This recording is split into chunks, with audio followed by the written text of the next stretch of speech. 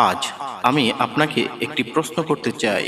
আপনি কি জানেন আপনার জীবনের সবচেয়ে বড় শত্রু কে? অনেকেই বলবেন দারিদ্র্য, ভাগ্য, মানুষ বা সুযোগের অভাব। কিন্তু বাস্তব জীবন হলো, আপনার জীবনের সবচেয়ে বড় শত্রু হলো আপনার ভয়।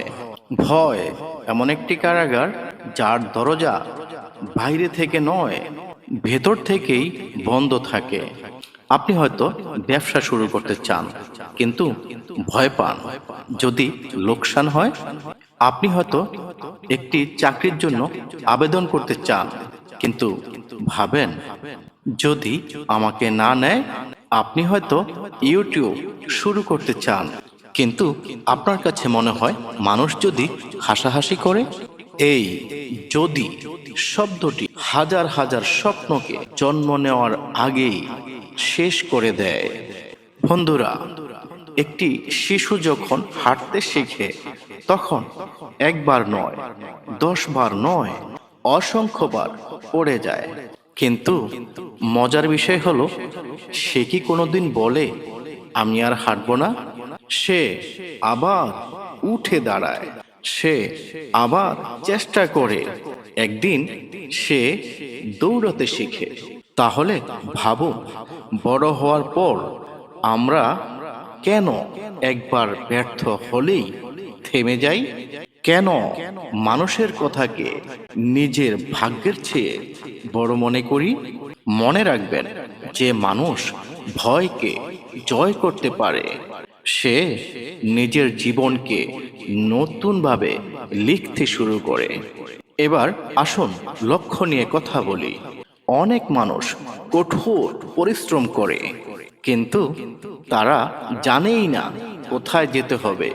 একটি জাহাজ যদি সমুদ্রে নেমে বলে, যেই দিকে বাতাস নিয়ে যাবে সেই দিকেই যাব, তাহলে কি সে নির্দিষ্ট বন্দরে পৌঁছতে পারবে? কখনো পারবে না। ঠিক তেমনি লক্ষ্যহীন জীবনও এক সময় ক্লান্ত হয়ে যায়। তাই আজই নিজের লক্ষ্য লিখে ফেলুন।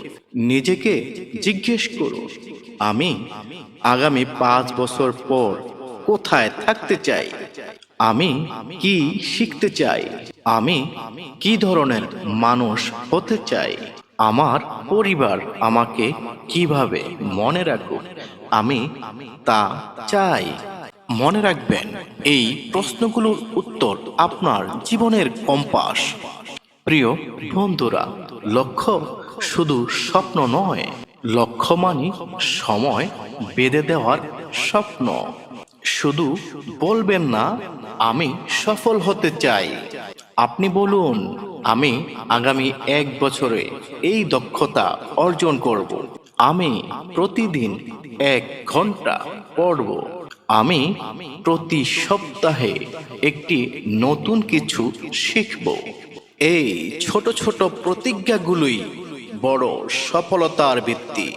বন্ধুরা, অনেকেই বলেন ভাগ্যে থাকলে একদিন হবেই। হ্যাঁ, আমরা আল্লাহর তাকদিরে অবশ্যই বিশ্বাস করি, কিন্তু ইসলাম আমাদের এটাও শেখায় যে মানুষকে অবশ্যই চেষ্টা করতে হবে। রাসূল সাল্লাল্লাহু আলাইহি সাল্লাম ওঠ বেঁধে রেখে তারপর আল্লাহর উপর ভরসা করেছেন। অর্থাৎ এটা হুজুর পাক সাল্লাল্লাহু আলাইহি সাল্লাম আমাদেরকে শিক্ষা দিয়েছেন। অর্থাৎ চেষ্টা করুন, পরিকল্পনা করুন, দোয়া করুন, তারপর ফলাফলের ব্যাপারে আল্লাহ তাআলার উপরে ভরসা করুন। আপনি নিজের ভাগ্য লিখতে পারেন না, কিন্তু আপনার সিদ্ধান্ত, পরিশ্রম, চরিত্র এবং অভ্যাসের মাধ্যমে নিজের ভবিষ্যৎ গঠনের ভূমিকা রাখতে পারেন।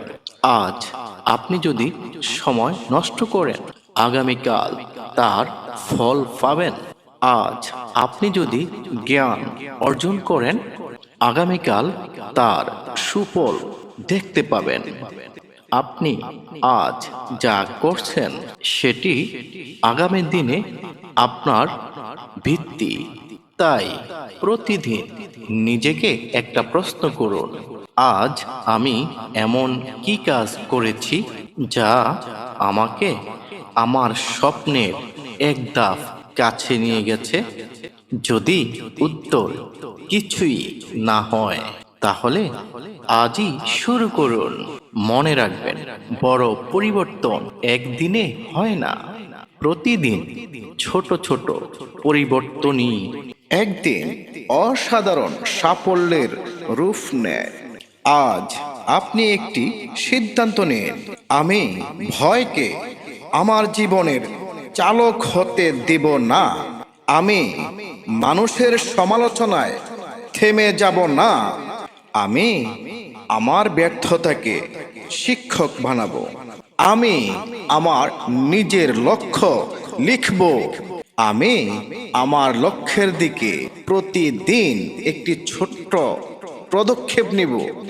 আর আমি আল্লাহর উপর ভরসা রেখে এগিয়ে যাব।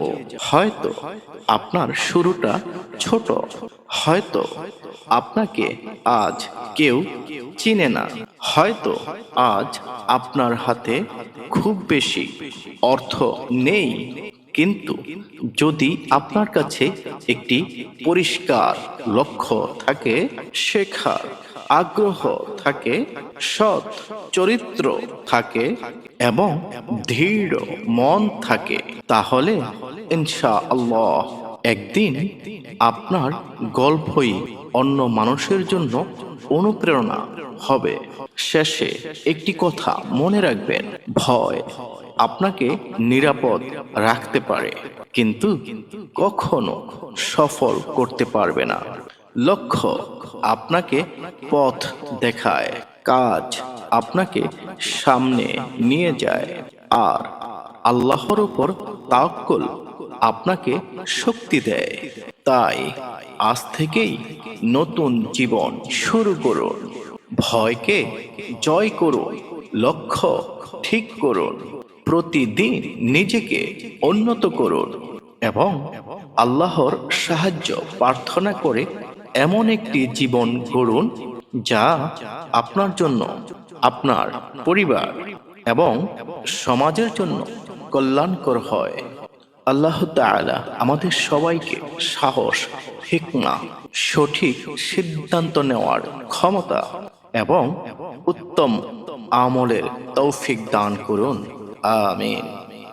প্রিয় বন্ধুরা, পরবর্তী পর্বে আমরা আলোচনা করব শৃঙ্খলা, সময়ের মূল্য এবং প্রতিদিন নিজের উন্নতির শক্তি নিয়ে। সবাইকে ধন্যবাদ। আল্লাহ হাফেজ।